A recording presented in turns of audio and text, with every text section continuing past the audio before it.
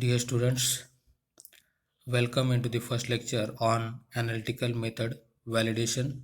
Myself, Mr. Mangesh Bale, I am working as an assistant professor at Gokhale Education Society's Arts, Commerce and Science College, Chawar. So dear students, in this video lecture, we are going to start new unit, that is thermal methods and analytical method validation. In this unit number 4th, we have two chapters. In that, first chapter will be the thermal methods and second chapter analytical method validation. So, in this video lecture, we are going to start second chapter, that is analytical method validation. Okay, and today we are going to learn in this video lecture definition of the analytical method validation and what are the need for the validation processes or methods. Okay, first we will see definition of the analytical method validation. Method validation is the process of documenting or proving that an analytical method provides analytical data acceptable for the intended use. Okay, so by the definition, what they told us, that means method validation, it is one of the process, right, that will be creating a document, right, or proving any kind of any method. That method should provide the analytical data or specific data that data should use for in a future for, or you can say, intended use. That is the definition of the method validation. The validation exercise establish various performance characteristics of the method. The basic concept of validation process encompasses two main aspects. First aspects will be identification of the problem and the data requirements, and second, the selection of appropriate method to meet these requirements. See, actually, what is that? It means first aspect will be what? Identification of the problem. That means it evolve or it involves evaluation of analytical methods with respect to fitness. That means whatever data will be provided, analytical data provided by particular method, and what should be requirement will be required to that specific data, or you can say method, that should be identify first of all, and what are the problem behind that should be solved.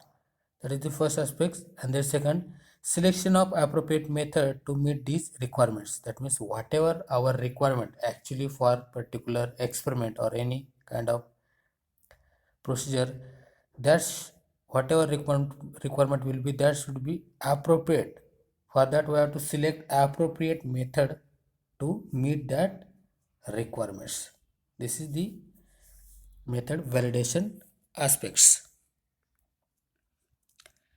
Now we will see need for validation.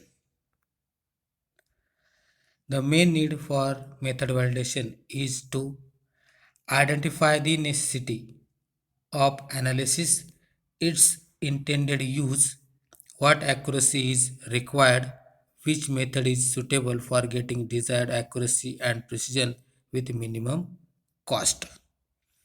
See, that means suppose particular method is there.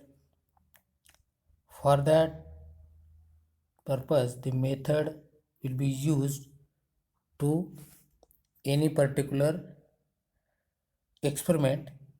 For that, we have, first of all, we have to see its what will be actual use in future, what will be the accuracy to getting the desired result of that particular method for that experiment and what should be the cost of that particular method that we are going to keep in our mind. Okay, then what is the target concentration, which type of sample is to be analyzed and in what matrix? All these questions are suitably answered by method validation. See, whatever method we have designed for a particular experiment, behind that experiment there is two to three questions arises. What are that? What will be the actual concentration of that particular experiment, or can say particular experiment solution? Which type of sample we are going to use to analysis? Okay, that all questions must answered by particular that method. Okay, method validation. Generally, method validation is performed when the existing method is modified or new method is developed to analyze different kind of sample. As we have already seen, the newly developed method will need to be optimized and required controls are to be established to ensure that the method can be routinely used in the laboratory. The method validation is extensive exercise performed to demonstrate that the method is fit for its intended purpose or fit for purpose. Okay. The extent of validation required also varies as per the method and requirements of analysis. It also depends on details of the problem and information already available. If the method which is in use is a published method where performance characteristics are already known, then complete validation is not required. See, suppose we are going to follow any particular method, that method already published, then there is no need to complete validation while we are going to perform in a particular experiment.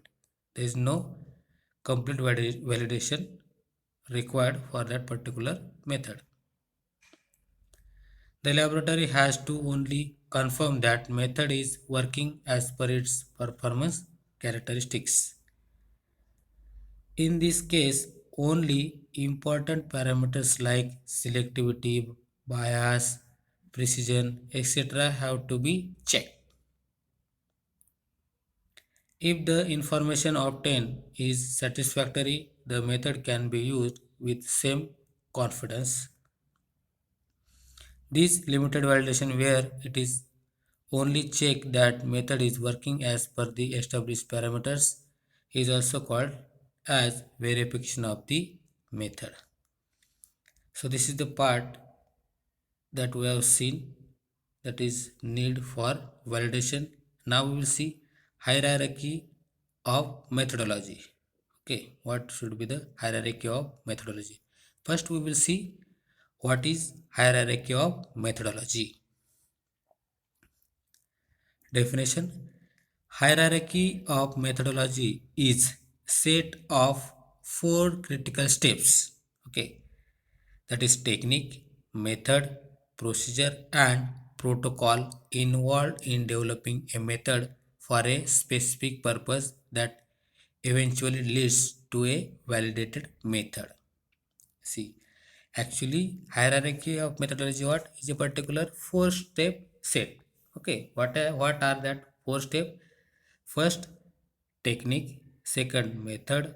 Third, procedure, and fourth one, what protocol that will be involved in a developing a method for specific purpose, or okay, say specific experiment that eventually leads to a validated method. Okay, these four critical steps we are going to see now. Okay, first step is what? Technique, then method, then procedure, and last protocol. First one, technique. Technique is the scientific principle on which method is based. See, it is the scientific principle, that is the technique, but that totally based on the method. That means technique is depend on the second critical step, that is method. It is broad principle selected for providing compositional information. Example, titrimetry or spectrophotometry. See, technique is what? It is a scientific principle, but it is broad principle selected for providing compositional information. See, in the technique, they have they gave us two examples, titrimetry or spectrophotometry. In this, for performing any particular titration, we have to follow a particular method. Okay, then the procedure. Okay, then our titrimetry experiment will be completed. That means simply this technique will be depend or based on the method only. Okay, and for spectrophotometry, that will be the instrumentation part. For the start the particular experiment of spectrophotometry, we have to must follow the method or procedure for that experiment. Okay, that will be told in technique. Second, method. It is suitable adaptation of technique using appropriate chemistry for analyzing given sample. Example, analysis of blood glucose using Fallingho method. This is the first example. And second definition of the method, it is the distinct adaptation of a technique for a selected measurement purpose. Example, parasoaniline method for measurement of sulfur dioxide. Okay. Third, procedure. Procedure is set of specifically written directions. All of you know what is procedure. It is a written directions necessary to utilize the selected method. Example, construction of calibration curve within specific concentration range, etc. See, suppose we are going to construct the calibration curve. We have the readings of colorimetry or spectrophotometry. Okay, with the help of that reading we can construct the calibration curve. For that purpose we have to follow the procedure, set of steps, and draw the calibration curve according to the readings. That is the procedure. Then last step, that is protocol. A protocol is set of specific directions that must be followed without exception if the results are to accepted for given analysis. Once the method is validated to provide accurate requirements for specified analysis in specified matrix, it then becomes standard or reference method. So, into the next lecture, we are going to see the different parameters in that: identification, selectivity, specificity, limit of detection, limit of quantification, calibration curve, robustness, accuracy, precision. That parameters we are going to study into the next lecture. For today's lecture, thank you.